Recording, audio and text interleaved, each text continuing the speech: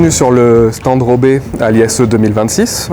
Aujourd'hui, on présente sur ce salon le Gigapoint, qui est le nouvel arrivé dans la gamme Pointe, qui est un équivalent laser du Megapoint, qui a connu un terrible succès. Donc nous sortons aujourd'hui le Gigapoint, qui est une version étanche IP65, que nous a demandé depuis très longtemps, animée par une source laser de 350 watts.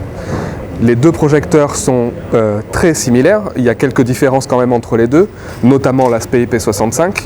Le Gigapoint dispose aussi d'un peu plus de flux, puisqu'on passe à 4 millions de lux à 5 mètres contre 2 millions 2 pour un Megapoint. Donc un faisceau serré, on a une performance qui est quand même supérieure avec le Gigapoint. On va avoir aussi de nouveaux gobos. On va avoir une fonctionnalité qui nous permet aussi de jouer sur le point chaud dans les prismes, chose qu'on ne pouvait pas faire avec le Megapoint.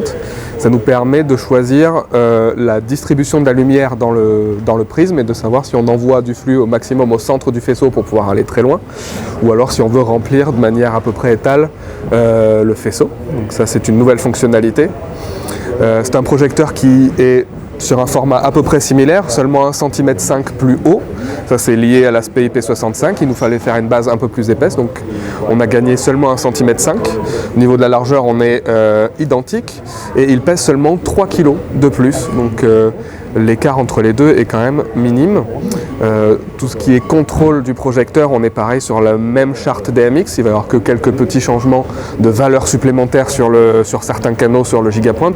Mais tous les shows qui sont programmés en Megapoint peuvent passer en Gigapoint très facilement, sans même avoir changer de librairie s'il le fallait. Et aussi une petite amélioration qu'on a pu faire aussi sur le Gigapoint, il est beaucoup plus rapide que le Megapoint. On a amélioré la vitesse de déplacement de la machine, donc il est plus rapide en panne et en tilt, et on a des modes de compatibilité qui permettent de le ralentir un petit peu pour pouvoir matcher le Megapoint, pour pouvoir passer facilement sur un show programmé en Megapoint sans avoir à reprogrammer des effets.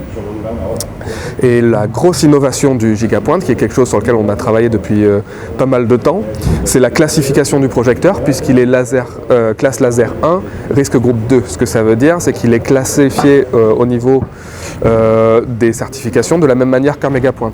C'est-à-dire qu'il ne va y avoir qu'un seul projecteur pour le monde entier, que ce soit là, aux États-Unis ou en France. C'est un seul et même projecteur.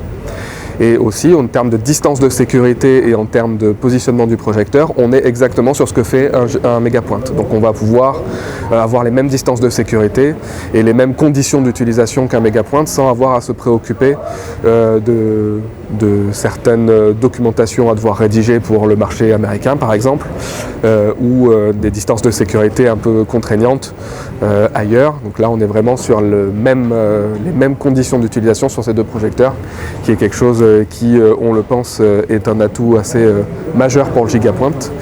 Donc voilà un petit peu pour le Gigapoint, et qu'on lance aujourd'hui à l'ISE 2026 et qui va rentrer très prochainement en production et qui sera les livraisons vont commencer avant cet été.